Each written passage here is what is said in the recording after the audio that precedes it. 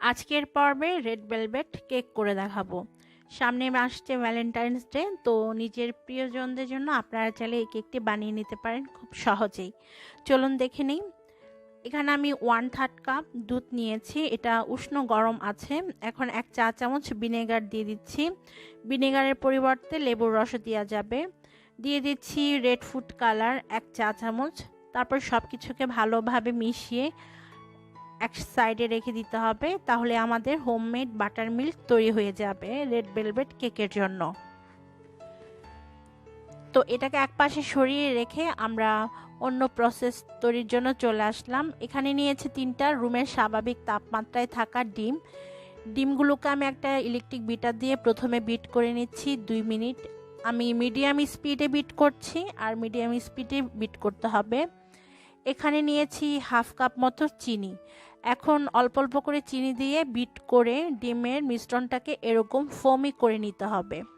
যখন এটা এরকম ফোমি হয়ে আসবে তখন এর মধ্যে আমরা দিয়ে দিব রান্নার তেল 1/4 কাপ। তারপরে আরও 30 সেকেন্ডের জন্য বিট করে নিচ্ছি। এই পর্যায়ে কিন্তু ওভার বিট করা যাবে না। এবারে শুকনা উপকরণ অ্যাড করব, তাই একটা চালনিতে নিয়ে নিচ্ছি 1 কাপ ময়দা, আরও 1/2 কাপ ময়দা দিয়ে দিলাম। টোটাল আমি এখানে 1.5 কাপ ময়দা ব্যবহার করেছি। এবারে দিয়ে দিচ্ছি 1 চা চামচ কোকো পাউডার, 1/2 চা চামচ বেকিং পাউডার, 1 চিমটি পরিমাণ বেকিং সোডা, আর 1 চিমটি পরিমাণ লবণ। বেকিং সোডাটা খুব বেশি দিতে যাবেন না। সব উপকরণ ভালোভাবে চেলে আমি একটা হ্যান্ড হুইক্স মাধ্যমে মিশিয়ে নিচ্ছি। আর অল্প অল্প করে দুধের মিশ্রণটা দিতে হবে মেশানোর এই পর্যায়ে। খুব ভালোভাবে মিশিয়ে নেবেন যেন কোনো ধরনের লাম্পস না থাকে। তো আমি অল্প অল্প করে চেলে নিচ্ছি আর মিশিয়ে নিচ্ছি ময়দাটা ডিমের মিশ্রণটার সাথে। এভাবে পুরোটা ময়দা দিয়ে আমি ব্যাটারটাকে তৈরি করে নিব, আর অল্প অল্প করে দুধের মিশ্রণটা অ্যাড করব। কেকের ব্যাটারটা খুব বেশি পাতলা হবে না, আর খুব বেশি ঘনও হবে না। যখন এটা কনডেন্স মিল্কের মতো ভাজে ভাজে পড়বে তখন বুঝতে হবে পারফেক্ট একটা ব্যাটার তৈরি হয়েছে কেকের জন্য। তো খুব ভালোভাবে মিশিয়ে নিচ্ছি। এবারে আমি এর মধ্যে দিব ভ্যানিলা এসেন্স 1/2 চা চামচ পরিমাণ। তারপর আবারও ভালোভাবে মিশিয়ে নিতে হবে। এবার আমি খুব ভালোভাবে মিশিয়ে নিচ্ছি। খুব ভালোভাবে মিশিয়ে নেওয়ার পর এখানে আমি 6 ইঞ্চের একটা কেক মোল্ড নিয়েছি রাউন্ড শেপের। তার মধ্যে আমি আগে থেকে তেল ব্রাশ করে বাটার পেপার বিছিয়ে দিয়েছিলাম। আর এখন মোল্ডের মধ্যে ব্যাটারটাকে ঢেলে নিতে হবে, তারপর কয়েকবার ট্যাপ করে নিতে হবে। আর 160 ডিগ্রি সেলসিয়াস তাপমাত্রায় উপর নিচ তাপ দিয়ে 30 মিনিটের জন্য কেকটাকে বেক করে নিতে হবে। কেকটাকে বেক করার পর পুরোপুরি ঠান্ডা করে নিতে হবে, তারপর মোল্ড থেকে বের করতে হবে। তো আমি ফিরে আসছি কেকটা বেক হওয়ার পর। কেকটা যখন ঠান্ডা হয়ে গিয়েছে তখন কেকটাকে আমি মোল্ড থেকে এখন বের করে নিচ্ছি।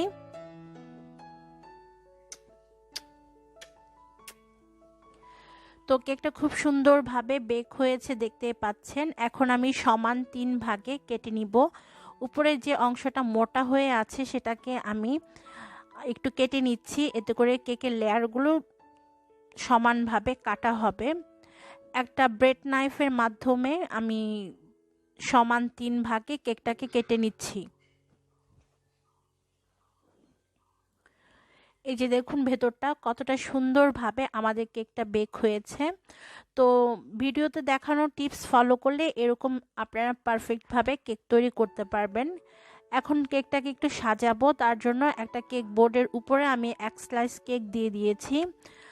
এখন এর উপরে আমি সুগার সিরাপ দিয়ে দিচ্ছি। আমি 1/4 কাপ চিনির সাথে 1/4 কাপ পানি মিশিয়ে ভালোভাবে মিশিয়ে নিয়েছি। তারপরে আমি সুগার সিরাপটা দিয়েছি, আর 1 কাপ পরিমাণ হুইপ ক্রিম 1/4 কাপ চিনি দিয়ে খুব ভালোভাবে বিট করে নিয়েছিলাম মিডিয়াম স্পিডে। তো সেই ক্রিমটাও লাগিয়ে নিচ্ছি। তো আপনারা কতটা পুরুত্ব দিয়ে ক্রিমটা লাগাবেন সেটা নিজের উপর ডিপেন্ড করে। বেশি ক্রিম খেতে চাইলে ক্রিমের পরিমাণটা বাড়িয়ে দিবেন। তো আমরা ক্রিমটা এত বেশি পছন্দ করি না, এজন্য আমি অল্প ক্রিম দিচ্ছি। তো একইভাবে 3 লেয়ারেই আমি কেকটাকে দিয়ে দিলাম। প্রথমে সুগার সিরাপ দিতে হবে, তারপর ক্রিম দিতে হবে। এভাবে পুরো কেকটাকে ক্রিম দিয়ে কভার করে নিতে হবে। এবার আমি পুরো কেকটা ক্রিম দিয়ে কভার করে নিব। তো আপনারা চাইলে ক্রিমের মধ্যে সামান্য একটু ফুড কালার অ্যাড করতে পারেন, তবে আমি আজকের কেকটা পুরোটা সাদা রাখবো। উপরে আমি হালকা একটু রেড কালার দিয়ে ফ্লাওয়ার করব, সেজন্য আর পুরো কেকে আমি কোনো ধরনের ক্রিম ব্যবহার ফুড কালার দিচ্ছি না ক্রিমে। তো এখন হচ্ছে একটা প্যালেট নাইফের মাধ্যমে কেকটাকে খুব ভালোভাবে মসৃণভাবে স্মুথ করে নিতে হবে। তারপর 20 মিনিটের জন্য ফ্রিজে রেখে দিতে হবে। 20 মিনিট পরে আপনারা যে কোনো ধরনের ডেকোরেশন করতে পারেন। আমি এখানে একটা স্টার নোজল দিয়ে কিছু রোজ ফ্লাওয়ার করে নিচ্ছি, এতে কেকটা দেখতে অনেক সুন্দর হয়। আর কিছুটা হুইপ ক্রিমের মধ্যে আমি রেড ফুড কালারটা ইউজ করেছি, তারপর ভালোভাবে ক্রিমটার সাথে মিশিয়ে নিয়েছি, আর এই সুন্দর কালারটা এসেছে। তো এভাবে হচ্ছে আপনারা কেকটাকে ডেকোরেশন করতে পারেন। এখন আমি একই নজল দিয়ে নিচে একটু বর্ডার করে নিচ্ছি। কেক তৈরির পর অবশ্যই বর্ডারটা করে নেবেন, এতে করে কেক দেখতে অনেক বেশি সুন্দর হয়। তো নিচের দিকে আমি একটা বর্ডার করে নিচ্ছি একই নজল দিয়ে। এভাবে পুরোটা কেকের মধ্যে নজল দিয়ে আমি ছোট ছোট স্টার করে নিয়েছি, দেখতে পাচ্ছেন। আর আমি এখানে স্টার নজলটা ব্যবহার করেছি, আর স্টার নজলটা দিয়ে আমি রোজ ফ্লাওয়ারগুলো করেছি আর নিচের বর্ডারে স্টার করে নিচ্ছি আর কি।